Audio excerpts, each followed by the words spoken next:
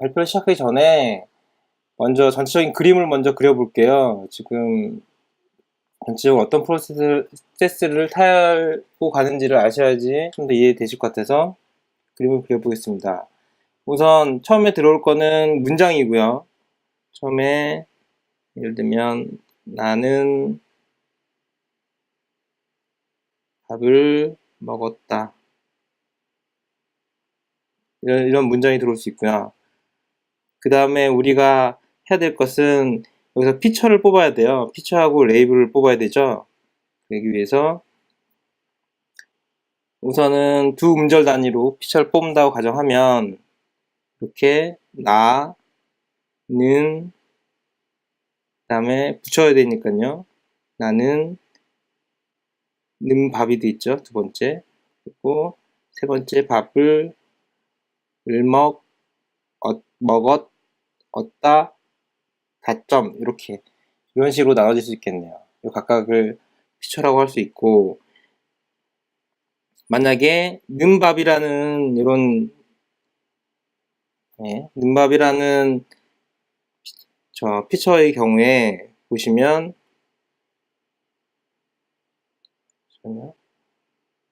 이런 피처의 경우에 보시면 이 가운데가 공백이 있잖아요. 그래서 레이블을 1로 할 수 있어요. 그래서 피처가 는 밥일 경우에 레이블이 1이 되는 이런 X 데이터, Y 데이터를 뽑을 수 있고요. 이게 X 데이터, 이게 Y 데이터가 되겠죠. 이 데이터들을 모두 다 원합 벡터로 형식으로 표시해 줍니다. X 데이터는 좀 긴 원합 벡터가 될 거고 Y 데이터는 0하고 1만 있기 때문에 작은 원합 벡터가 되겠죠. 그 다음에 이 두 개를 텐서플로어의 입력으로 사용해서 학습을 시키고요.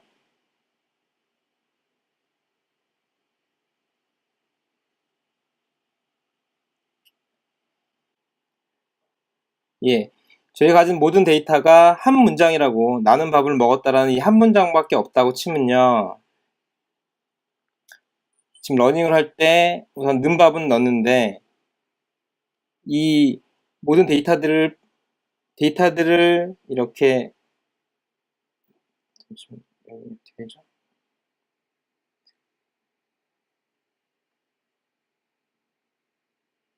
예, 여기 보시면 이런 것들을 모두 데이터셋이라고 말할 수가 있어요. 말할 수 있는데 이 데이터셋을 분리를 시켜서 학습을 할 때 쓸 데이터와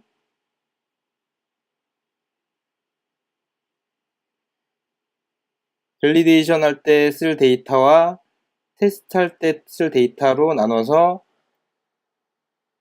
저희가 그 텐서플로우를 이용해서 그렇죠. 학습을 시킬 수가 있습니다. 지금 러닝할 때 쓰는 데이터는 보통은 트레인 데이터라고 부르고요.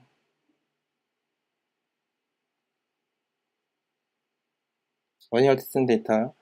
그리고 러닝할 때 이 러닝이 잘 됐는지 안 됐는지 체크하기 위해서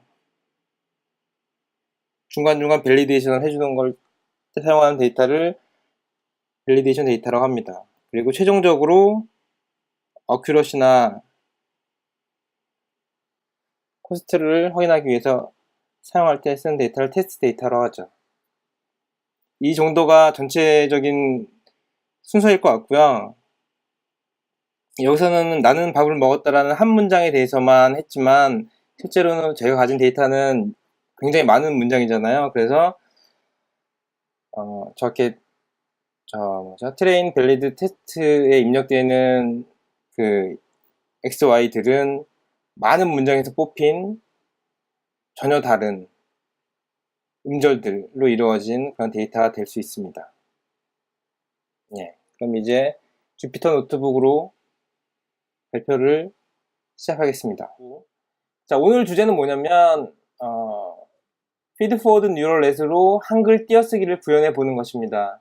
물론 피드포워드 뉴럴넷이 띄어쓰기에 적합한 모델은 아닙니다. 그렇지만 기존의 머신러닝에서 SVM으로 처리하던 것들을 이제는 뉴럴넷을 한번 써보자 그런 의도였고요. 그렇기 때문에 왜 이런 모델을 써야 돼요? 라는 얘기는 안 하셨으면 좋겠고요. 그냥 초보자로서 이해하기 쉬운 모델을 적용했을 뿐입니다. 예, GitHub 부분을 좀 편집을 했는데요. 예, GitHub에는 소스만 올렸고요. 나머지 빗버킷이라는 다른 리파지토리에다가 제가 위키피디아와 엠리스트 데이터를 올렸습니다. 그래서 소스와 데이터를 분리해서 관리하고 있으니까 Git을 따로 클론 받으시면 되고요. 그 다음에 다양한 유틸리티 클래스를 배포하였습니다. 그래서 바기 유틸즈라고 하는데요. 여기에 다양한 유틸리티가 있으니까 한번 둘러보시고요. 혹시 뭐 모르시는 거 있으면 개인적으로 연락 주시면 제가 소스도 더 고쳐드리고 그 다음에 내용도 설명드리겠습니다. 자, 이제 본론으로 들어가서 자, 아버지가 가방에 들어가시는 걸까요? 아니면 방에 들어가셔야 될까요? 정재훈님? 네? 예. 아버지가 가방에 들어가신다가 맞을까요? 아니면 아버지가 방에 들어가셔야 맞을까요? 아버지가 방에 들어가신다가 맞겠죠? 아, 그렇군요. 예, 사람들이면 누구나 아버지가 방이라는 것을 인식할 수 있는데요. 만약에 통 아저씨면 어떨까요? 가방에 들어갈 수 없나요? 아, 통아저씨가 그런 분인가 보죠? 예, 통 아저씨가 우리 아버지예요. 그러면 가방에 들어가실 수 없나요? 근데 뭐 그럴 수도 있겠죠. 예. 그렇습니다. 그러니까 이게 이 영역이 좀 다른데요. 문법적인 영역이 있고요. 그 다음에 우리 현실적인 우리 인간적인 경험에 의한 영역이 있어서 약간 차이를 보일 수 있고요. 문법적으로는 사실 둘 다 1번, 2번 둘 다 맞는 거가 되고요. 그 다음에 현실적으로 일반적으로 가방에 못 들어가기 때문에 2번이 맞다고 할 수 있겠습니다. 재훈님 감사합니다. 예. 감사합니다. 그래서 피드포워드 뉴럴넷을 구성하기 위해서 소스가 필요한데요. 우선 그 김성훈 교수님이 주도하시는 그 리파지토리가 있죠. 그래서 이 소스 리파지토리에서 XOR 문제에 해당하는 예제가 있어요. 그래서 이걸 보시면 최대한 심플하게 되어 있기 때문에 이걸 저도 응용해서 약간 수정해서 사용했고요. 수정한 부분은 이따가 별도로 말씀드리겠습니다. 일반적으로 CNN이나 이런 거 처리할 때는 보통은 뭐죠? 이미지 자체에 있는 픽셀 값을 직접 입력으로 사용하잖아요. 근데 아쉽게도 텍스트를 처리하려고 하면 이것을 수치로 바꿔줘야 하는 문제가 생깁니다. 그래서 저희가 첫 번째로 가장 심도 있게 봐야 될 부분이 이렇게 팩터하는 부분인데요. 제가 이번 강좌에서는 세 가지 방법을 예시로 들려고 하는데요. 예, 실제로는 세 가지 외에도 수천 가지가 나올 수 있습니다. 그렇기 때문에 세 가지는 그냥 제가 생각한 경우일 뿐이고 여러분들은 뭐 더 좋은 다른 방법들을 생각하셔가지고 하시면 될 것 같고요. 첫 번째 방법은 우리 한글의 특성을 사용하는 건데요. 우리 한글을 구성하는 요소를 분해해서 사전화해서 사용해 보려고 해요. 그래서 우선 우리 한글을 보면 여러분도 아시겠지만 자음, 모음으로 분리할 수가 있죠. 그리고 실제로 자음, 초성, 중성, 동성이 합쳐진 완성형 형태로도 할 수 있어요. 예, 그게 지금 방법 1을 나타내는 부분이고요. 방법 1 부분 여기를 말씀드리는 겁니다. 그리고 이거를 전체를 구분해서 한번 나타내 보려고 그래요. 지금 이 종류의 개수는 밑에서 다시 나오니까 밑에 걸 보시면 되고요. 예. 아까 말씀드린 대로 박이 유틸즈에는 아주 다양한 클래스가 있는데, 예. 한글 유틸이라는 게 있으니까 꼭 보시고요. 예. 제가 다른 분 소스들을 많이 참고해서 뭐 초성, 중성, 종성 분리라든지 아니면 이 문자가 한글인지 아닌지 뭐 이 문자열에 한글이 있는지 없는지 뭐 그런 값들 아니 초중 종성을 나중에 합쳐서 완성된 형태로 만드는 것들 다양한 기능이 있으니까 보시고요. 예. 다음에 넘유틸에서는 넘버 숫자를 좀 더 쉽게 표현할 수 있는 게 들어 있습니다. 자, 제가 나누려고 하는 거는 우선 자음 모음이 있을 거고요.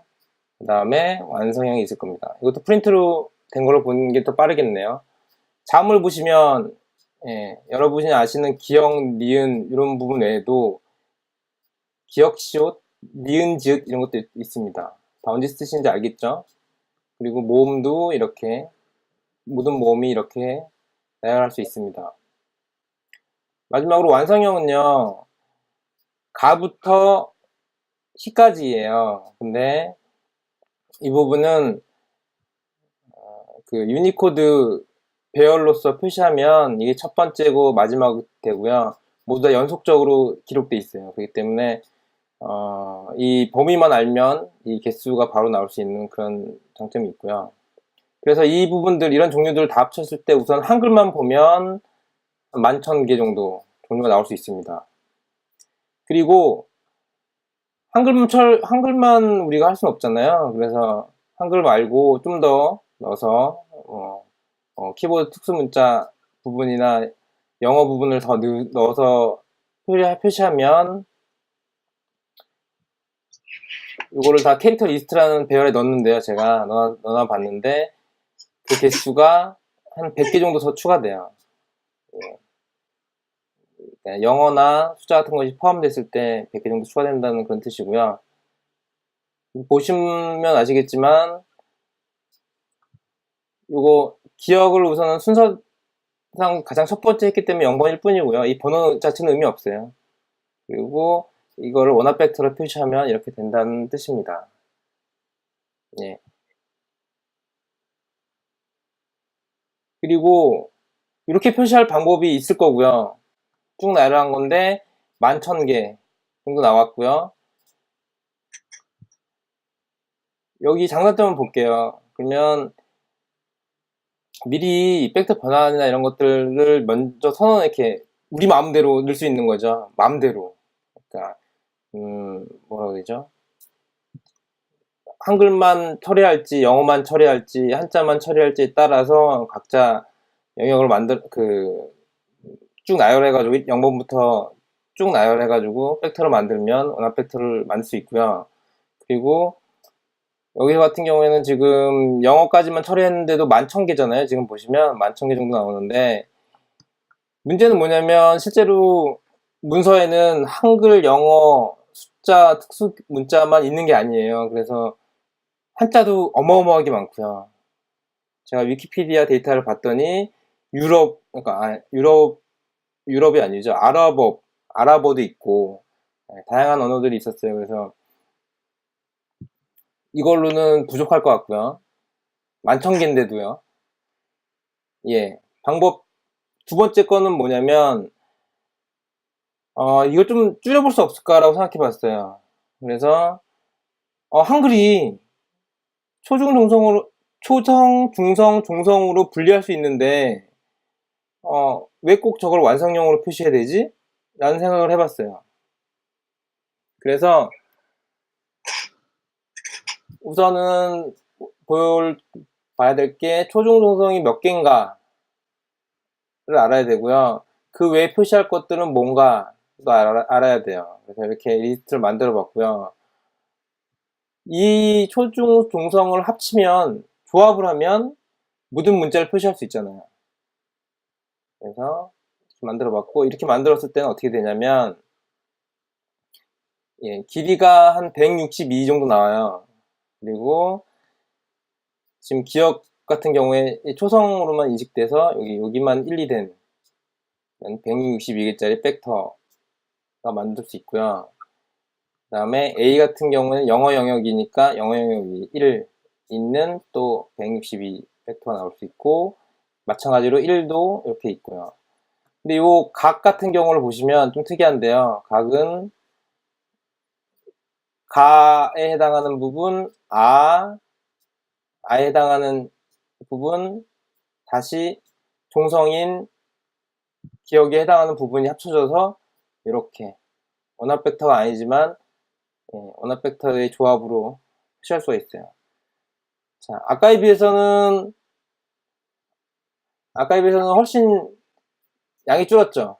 벡터 크기가 162로 줄었다는 거는 어마어마한 거잖아요. 예. 하지만 이 부분의 문제점은 뭐냐면, 다른 한자나 다른 것도 그 크기를 줄이려면 어떻게 조합되어 있는지를 파악해서 분해를 시켜줘야 돼요.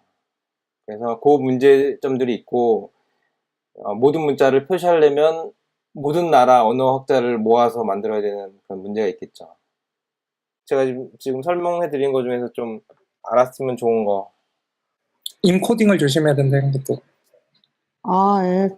그건 한글 인코딩의 문제. 네. 다른 인코딩을 집어넣으면 다른 결과가 나올 거잖아요, 분명히. 그쵸. 학습된 게, 변환이나 이런 게.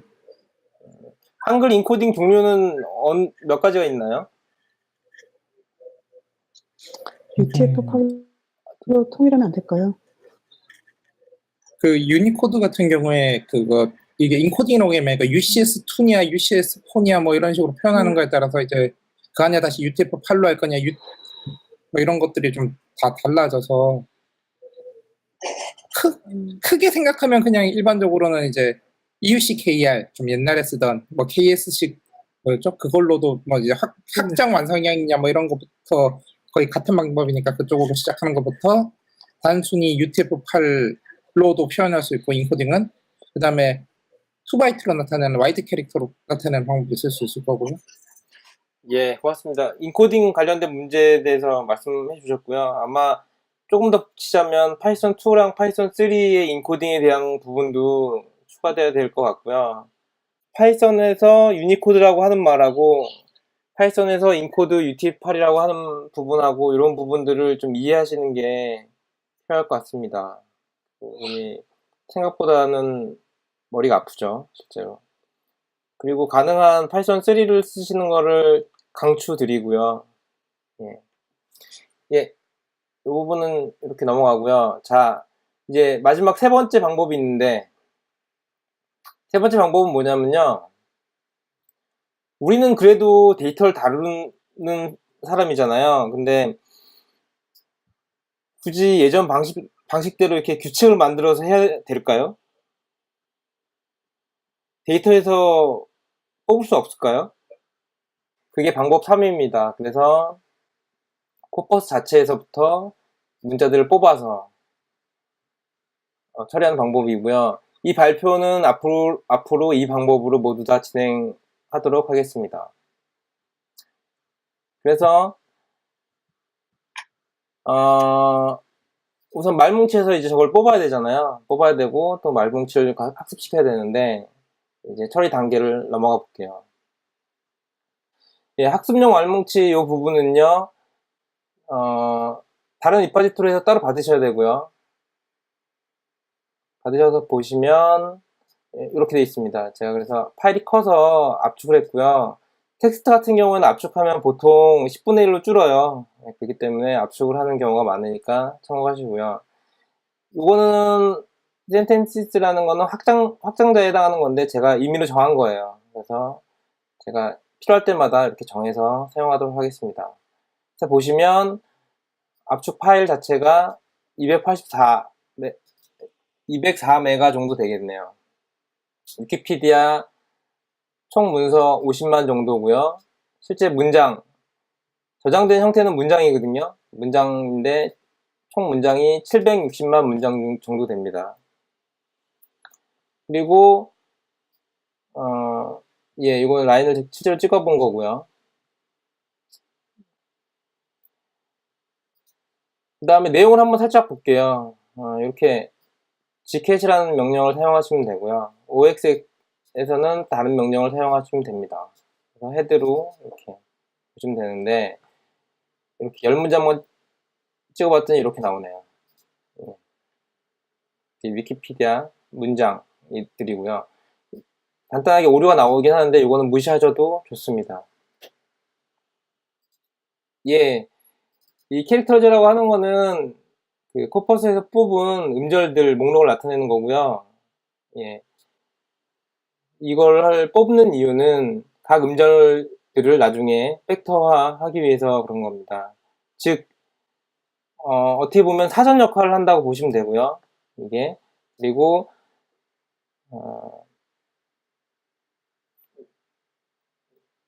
그것을 그 개수를 한번 먼저 보니까 여기 17,000개 정도 나오네요. 아까 방법 1에서 우리가 실제로 완성형 개수 이런 거 고려해가지고 계산을 했을 때 한글하고 영어하고 숫자, 특수문자만 고려했을 때 11,000개였거든요. 근데 지금 보시면 아시겠지, 지금 여기는 특수문자밖에 안 나오지만 실제로 여기 이 파일을 열어보시면 각종 언어들이 다 있어요. 한자부터. 그렇기 때문에 모든 언어를 다 포함해서 17,000개면 이게 훨씬 유리한 방법이겠죠. 그리고 실제로 그 데이터 안에서 봤더니 한이라는 문자는 그래프에서 보니까 있었어요. 그리고 별이라는 문자도 있었고요. 근데 이런 문자, 이런 한글 부분은 위키피디아 전체 문서에 없더라고요. 그렇기 때문에 이렇게 코퍼스 자체에서 뽑는 것을 추천해 드립니다. 혹시 여기까지 질문 있으신가요? 지금 그러면 학습 데이터에 17,000개로 트레이닝을 하잖아요. 예. 테스트 셋에서는 그 17,000개가 아닌 단어가 나왔을 때는 예. 어떻게 처리를 할까요? 만약에 그 문자가 안 나오면요? 네, 그러니까 트레이닝 셋에는 없는 단어가 테스트 셋에 등장했을 때는 처리를 그것도 해줘야 될 거 아니에요? 예, 현재 제가 만든 소스에는 그 처리하는 부분은 사실 없습니다. 위키피디아 용으로만 만들었기 때문에 우선 없고요. 네. 예, 그 부분을 처리하려면 NaN이라고 해서 보통 숫자면 숫자가 아니다 이런 표시하는 기호가 있잖아요. 네네네. 마찬가지로 우리가 모르는 문자다라고 해서 하나의 문자를 따로 만들어줘야 되고요. 네. 예, 그 문자를 만들어줘야 돼서 새로운 여기에 사전에 없는 캐릭터즈에 없는 문자들이 나오면 다 그 문자로 매핑해버리는 방법이 있습니다. 그러면 그렇게 매핑한 데이터를 띄고 안 띄고에 대한 그 결과는 어떻게 처리를 하는 게 맞나요? 처리를 못하죠. 그러니까 머신러닝이든 딥러닝이든 사실 기존에 전혀 패턴이 없었다고 하면 사실 그 부분은 판단할 수 없거든요. 예, 처리는 해줘야 되기 맞죠? 때문에 논으로 다 몰아서 넣어버리면 논 애들은 항상 붙어서 나올 테니까. 네네. 예, 문제가 안 되네. 예, 그래서 우선 보시면 입력 문장은 이렇게 나는 밥을 먹었다. 공백이 두 군데 있죠. 그랬을 때 이 문장을 두 개로 분리합니다. 하나는 원래 그대로고요. 하나는 붙여 쓴 거예요. 그리고 만약에 우리가 입력으로 학습이나 테스트에 사용하는 입력으로 두 음절을 사용한다면 이렇게 7가지 경우가 나올 수 있습니다. 앞음절, 뒤음절을 표시하는 거고요. 그러니까 한마디로 윈도우가 이렇게 있다가 하나씩 슬라이딩 된다고 보시면 됩니다. 2개씩 붙여서 공백을 무시하고 처리할 수 있도록 하기 위해서 붙여놓은 거고요. 오른쪽을 보시면 원본 그대로인데요. 여기서 하는 일은 뭐냐면 각각이 공백이 있나 없나만 검사하는 겁니다. 그래서 여기는 0, 여기는 1, 여기는 0, 여기는 1 이런 식이 되겠죠. 그러니까 붙었으면 0, 띄었으면 1, 다시 0, 1 이런 식으로 표시하는 겁니다. 그게 결과가 이렇게 나오는 거죠. 나중에 그래서 이렇게 왼쪽에 뽑힌 피처들을 학습에 이용해서 오른쪽 라벨과 비교하는 방법을 사용할 수 있습니다. 지금 제가 이 피처즈라는 용어가 좀 애매한 부분이 있는데요. 단순히 생각하시면 X 데이터 이쪽을 Y 데이터로 보시면 될 것 같아요. 나는이 똑같이 1, 1 저렇게 표시가 되잖아요. 예를 들어서. 그래서 만약에 단어가 그 는나 이런 식으로 나오는 단어들이 있어가지고 했는데 그러면 결과가 똑같이 매칭되는 건가요? 라벨이? 아니면 그건 또 다르게 되는 건가요? 네. 예, 나는 하고 는나는 다른 거고요. 네. 예, 왜냐면 이게 순서가 없다는 뜻이 아니고요. 이 네. 순서 유지하면서 입력을 하기 때문에 다른 거가 됩니다. 두 번째 화면은요, 아까 그 각 경우에 대해서 좀 더 구체적으로 표시한 거예요. 그래서 만약에 나는 밥일 때 는 밥 부분이 입력을 들어왔다라고 하면 아까 17,000개 정도 나왔죠. 데이터에서 코퍼스에서 뽑은 음절들이. 그리고 는에 대한 부분 17,000개, 또 밥에 대한 부분 17,000개 이렇게 원합 벡터가 2개 나올 수 있고요. 그 다음에 그거를 실제로 컨케이트만 시켜서 이것을 입력으로 사용할 수 있습니다. 그래서 입력의 기수는 2배가 되겠죠. 그리고 레이블 쪽을 보시면 레이블 쪽이 지금 는밥이 띄어지기 때문에 1이라는 값이 나왔고요. 원합 벡터를 표시하면 실제로 1이면 아마 이렇게 생각하시는 분들이 계실 거예요. 그런데 실제 그 뭐 라이브러리나 일반적인 처리하는 방법으로는 디멘션이 1인 걸로 true, false를 처리할 수 있습니다. 그렇기 때문에 랭스가 2가 아닌 1이 되는 거고요. 예. 이 부분은 뭐 컨케이트 할 게 없기 때문에 이렇게 사용합니다. 그래서 실제로 두 음절 처리를 한다면 아마도 뉴럴넷에 들어가는 입력과 레이블은 이렇게 될 것입니다. 예, 세 번째 그림은요.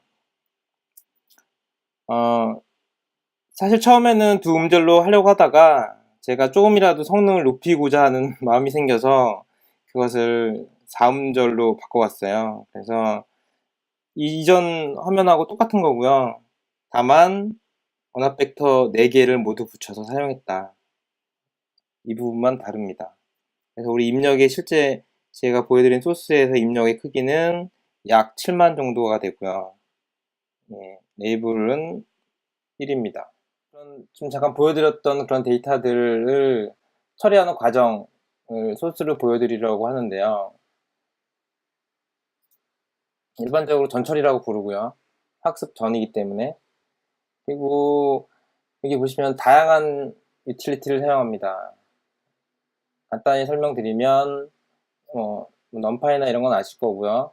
그 다음에 이 컴퓨터가 내 건가 아닌가 이런 함수도 사용하고요.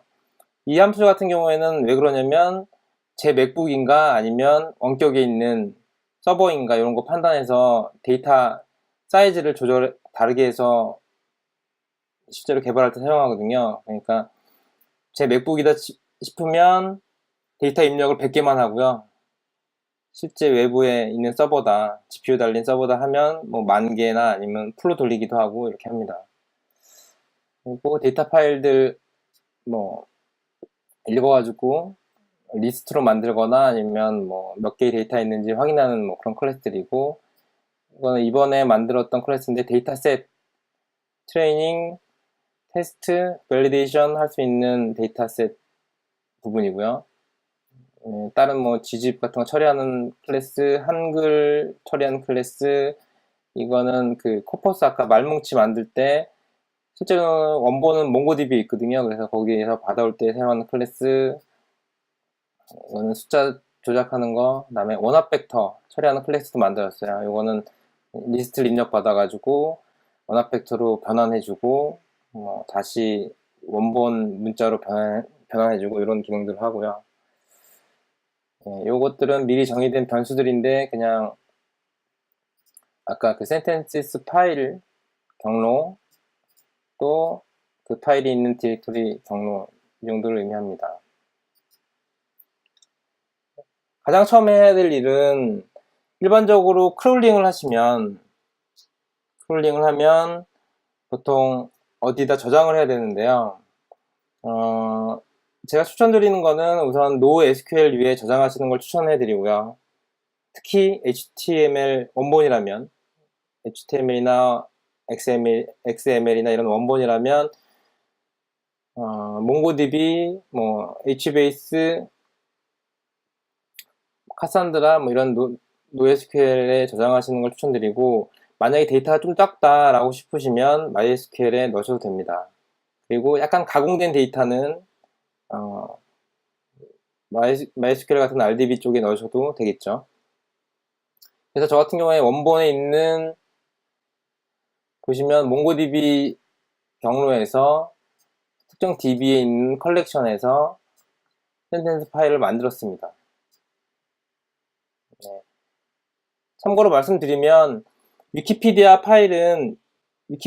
데이터는 위키피디아 사이트에서 덤프 파일 형식으로, 포맷은 XML이고요. 그걸 실제로 그냥 다운로드 받으실 수 있습니다. 배포 주기는 한 달 정도 되고요. 직접 크롤링 하셔도 되겠지만 그쪽 서버에 무리를 줄 수 있으니 가능한 XML로 받으셔가지고 파싱해서 사용하시기 바랍니다. 문장 단위의 파일 만들었고요. 그 다음에 문장에서 캐릭터, 딕셔너리라고 봐야 되죠. 이걸 만드는 부분입니다. 이 안에 있는 소스까지 보여드리면 사실 너무 내용이 길어서 제가 이렇게 입력하고 출력이 무엇인가만 표시하겠습니다. 이렇게. 이 부분은 예상 되시겠지만 문자를 쭉 리스트로 나눠가지고 셋 같은 데다 넣어서 중복을 제거하고 다시 소팅하고 저장하시면 됩니다. 두 번째 주제는 원합 팩터입니다. 첫 번째는 어떻게 텍스트를 입력 수치 데이터로 바꿀 것인가 였고요. 두 번째는 그러면 그 수치 데이터인 원합 벡터, 수치 데이터 중에서 가장 간단한 원합 벡터는 어떤 특징을 갖나 라는 겁니다. 자, 원합 벡터 쉽게 보시면 3개 정도 있을 것 같아요. 우선 하나짜리, 데이터 종류가 하나짜리죠. 2개짜리, 3개짜리가 있을 수 있어요. 이랬을 때 각각을 팩터화해서 보여드리면 이렇게 됩니다. 왼쪽에 있는 게 값이고요. 오른쪽에 있는 게 팩터화했을 때 결과예요. 만약에 원합 팩터 크기를 하나로만 했을 때는 어떻게 되냐면 모든 값들이 0, 1, 2 모든 값들이 다 0이에요. 무슨 말이냐면 구분을 전혀 못한다는 거죠. 그러니까 아무 쓸모 없다는 그런 뜻이고요. 바이너리로 했을 때를 보시면 0, 1, 다시 0이 돼요. 여기서 다시 0이 된 거는 사실은 데이터가 없기 때문에 이렇게 된 거고, 실제로 쓸 수 있는 건 그래서 2가지 종류. 0하고 1에 대해서는 바이너리로 했을 때 처리할 수 있다는 뜻입니다. 크기를 보시면 아까 말씀드린 대로 2가 아니라 0이라는 점, 요 점을 아시면 될 것 같아요. 그리고 3개로 했을 때는 이렇게 각각 원합 벡터로 제대로 표시되는 것을 볼 수 있습니다.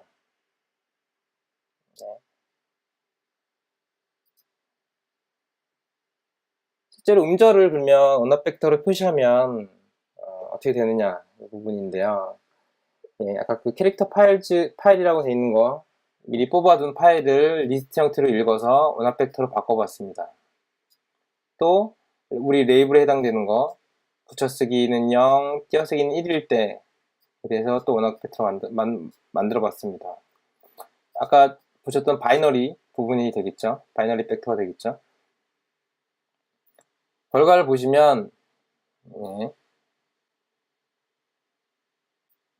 지금 이거는 이 개수들 전체 음절의 개수, 레이블의 개수, 클래스의 개수 그리고 각각 클래스 이런 식이 되는 것을 볼 수 있고요.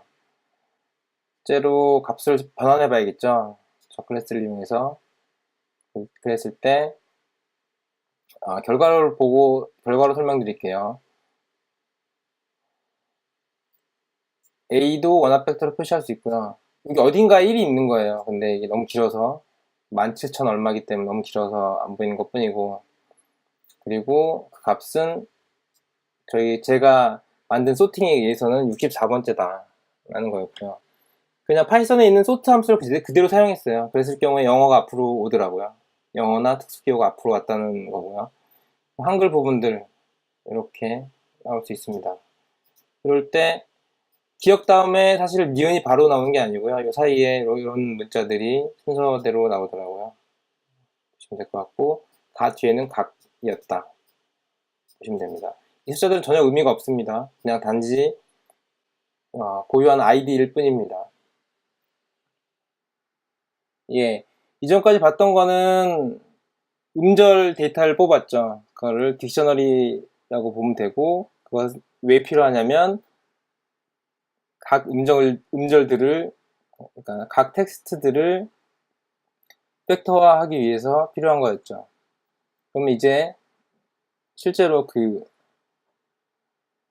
각 음절들을 뽑아서 피처화 레이블이 되겠죠. 또는 X데이터, Y데이터에 해당하는 애들을 뽑는 부분을 말씀드리겠습니다.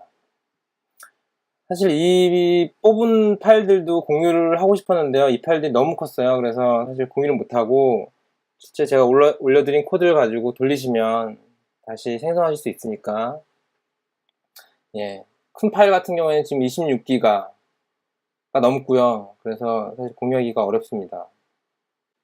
데이터셋 해당하는 부분인데요. 초반에 말씀드린 것처럼 데이터셋에 해당하는 부분은 실제로 트레인, 밸리데이션, 테스트 요거 세 부분에 모두 사용할 데이터들이고요. 저희가 미리 만들어 놓으면 한 번 만들어 놓으면 이 데이터셋 가지고 반복적으로 우리가 학습을 시켜서 성능을 튜닝할 수가 있거든요. 그래서 미리 만들어 놓으셔야 되고요.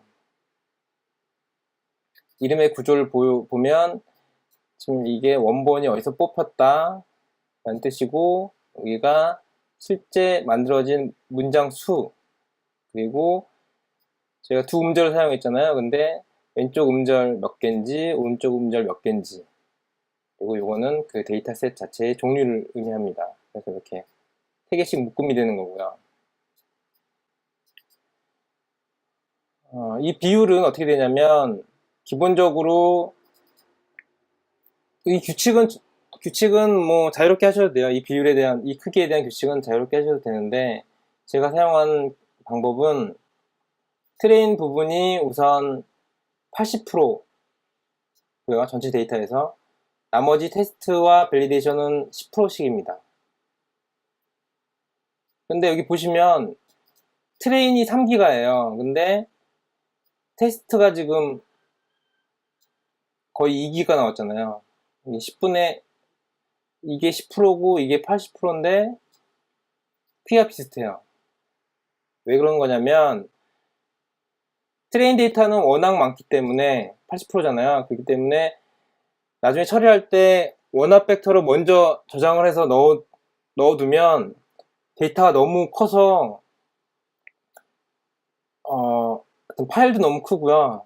로딩하는데도 문제가 있습니다. 그래서 트레인 데이터에 있는 데이터셋은 원합 벡터로 원화 벡터로 저장을 안 하고 그냥 순수한 텍스트 자체로 또는 레이블이면 순수한 숫자 자체로 0 또는 1 자체로 저장을 했습니다. 그냥 나머지 테스트와 밸리데이션만 원화 벡터로 저장했기 때문에 원화 벡터라서 이렇게 크기가 큰 겁니다. 일반적으로 맥, GPU가 안 딸린 맥이시라면 이 정도로 해서 한번 테스트를 먼저 제대로 로직이 돌아가나 보시면 될 것 같고요.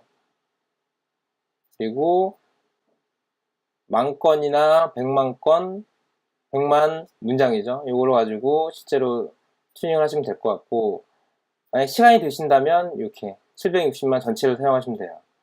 제가 돌려봤더니 100만 문장 정도를 돌리는데 17시간 정도가 걸립니다.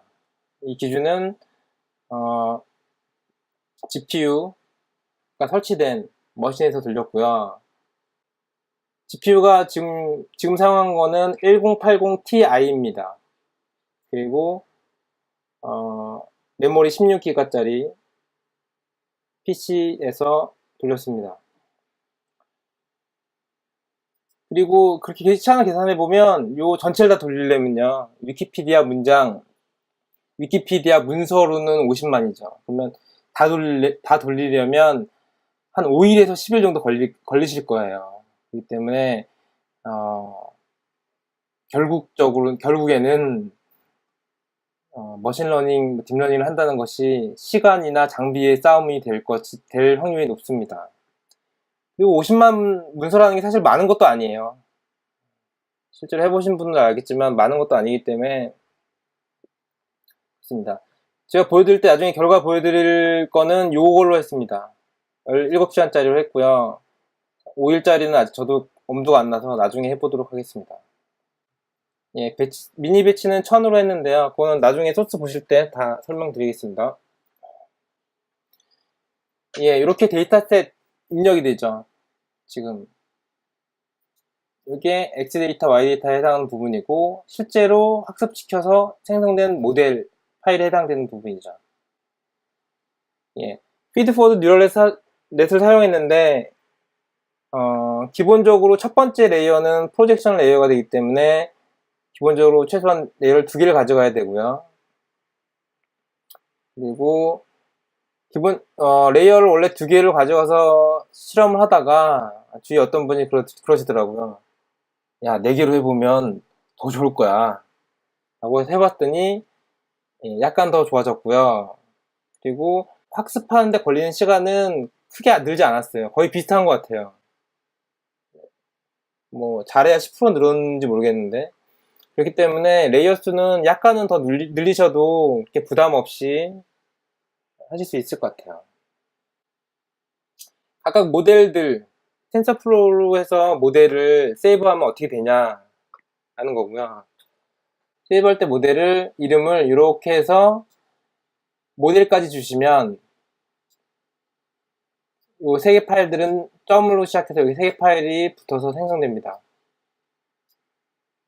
예, 모델 파일은 그래서 모델 파일 이름은 여기서 모델까지 하고 보시면 돼요. 저 같은 경우는 이런 구조로 하는 게 가장 관리하기 쉽더라고요. 왜냐면 이렇게 디렉토리 별로 딱 끊어지기 때문에 학습한 것들이 저는 이렇게 사용했고요.